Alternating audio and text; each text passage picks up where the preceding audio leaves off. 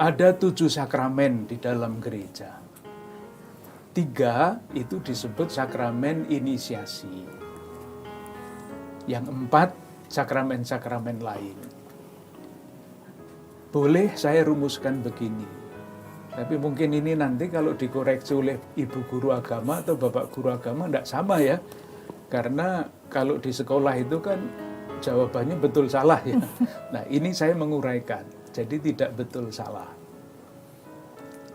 Setiap titik di dalam hidup manusia itu perlu diteguhkan dan didukung oleh rahmat dan berkat Tuhan. Setiap titik. Titik-titik itu mana? 1, misalnya lahir. Berkaitan dengan lahir, ada sakramen kelahiran baru. Jadi kalian dilahirkan oleh ibu, menjadi anaknya bapak dan ibu, tetapi kalian juga dilahirkan oleh Allah menjadi anak Allah. Kelahiran ini waktunya kapan? Ya ketika kalian dibaptis. Kalian ingat ketika Yesus dibaptis, ada suara dari langit yang mengatakan apa? Suara dari langit itu mengatakan, inilah anak yang kukasihi, kepadanyalah aku berkenan. Nah, ketika kalian dilahirkan kembali dalam sakramen baptis, sebetulnya Tuhan yang berkata kepada Yesus, inilah anak yang kukasihi, itu juga berkata kepada kalian dengan kata-kata yang sama.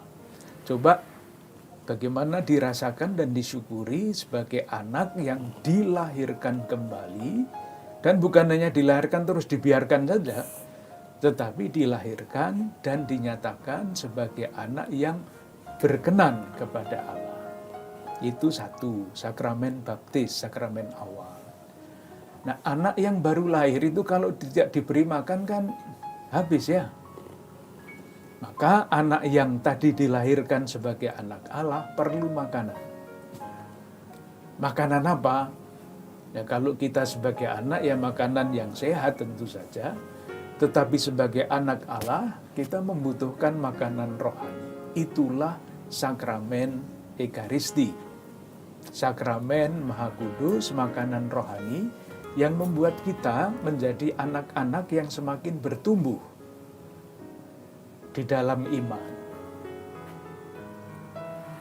Nah, sesudah bertumbuh anak itu apa tetap anak saja? Kan tidak. Kita kan tidak senang kalau nanti sudah dewasa disebut kok masih kekanak-kanakan, kan tidak suka. Maka anak yang terus bertumbuh secara sehat akan menjadi dewasa. Cirinya orang dewasa itu apa? Cirinya orang dewasa adalah ikut mengemban tanggung jawab. Kalau anak-anak belum bisa ikut bertanggung jawab secara besar ya. Kalau bertanggung jawab untuk membersihkan rumah mungkin bisa, tetapi bertanggung jawab untuk hidupnya sendiri dan untuk tugasnya bagi masyarakat, bagi gereja, anak-anak belum bisa mengambil tanggung jawab yang penuh. Nah, saat menjadi dewasa dan memikul tanggung jawab, kita tidak bisa mengandalkan kekuatan sendiri. Maka ada sakramen penguatan. Disebutnya sakramen penguatan. Itu 3 sakramen pertama yang membuat kita bertumbuh menjadi dewasa.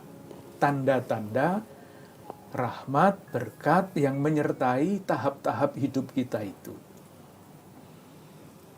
Pasti kamu belum menerima sakramen penguatan kan? Belum waktunya, nanti kalau sudah SMP menerima. Ya. Seterusnya, sebagai manusia kita itu kan selalu mengatakan saya itu kan manusia yang lemah. Manusia biasa, syukur manusia biasa, kalau tidak biasa kan susah. Nah, sebagai manusia itu kan kita seringkali membuat kesalahan. Dari yang kecil sampai yang besar. Nah, kalau orang hidup dengan merasa salah terus, itu tidak sehat secara rohani. Dan kalau tidak sehat secara rohani, nanti secara jasmani juga bisa tidak sehat. Nah, di dalam gereja Katolik ada yang namanya sakramen tobat. Saya mengakui di hadapan Tuhan bahwa saya gagal di dalam hidup ini. Jangan dibayangkan gagal besar-besar, ya kecil-kecil juga tidak apa-apa. Dan ingin membaharui hidup. Maka saya menerima sakramen tobat, rahmat, yang diperlukan bagi saya supaya sesudah saya jatuh, saya bisa bangun. Melanjutkan peziarahan. Sampai titik lain lagi, orang kan harus mengambil keputusan, ya, jalan hidup mana yang harus saya pilih. Jalan hidup.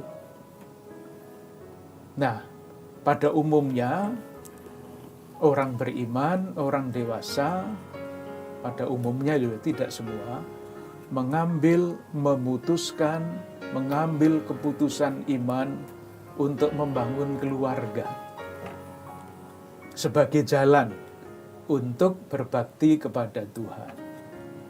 Nah, ada sakramen perkawinan, rahmat yang diberikan Tuhan supaya pernikahan itu lestari, abadi, dan semua anggota keluarga, bapak, ibu, dan anak-anak yang akan dikaruniakan itu nanti bisa bertumbuh menjadi pribadi-pribadi yang dewasa. Tetapi hidup berkeluarga bukan satu-satunya jalan. Ada yang memilih menjadi imam, maka ada sakramen imamat. Itu artinya rahmat khusus yang diberikan kepada yang bersangkutan supaya bisa menjalankan tugas dan hidup imamatnya dengan baik. Itu sudah berapa? Sudah 6 ya, kurang 1. Iya, orang itu kan tidak selalu sehat. Dan pada suatu ketika harus mengembalikan hidup ini kepada Tuhan yang memberikan hidup.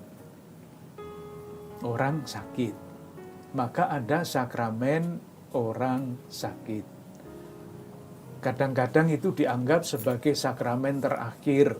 Sakramen orang sakit diberikan kalau sudah tidak ada harapan untuk hidup. Tidak seperti itu.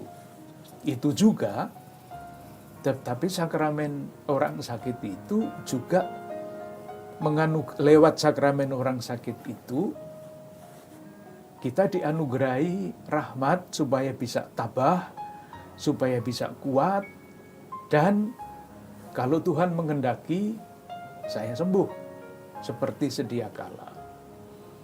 Jadi saya tidak menjawab pertanyaanmu, sakramen itu apa, nanti susah.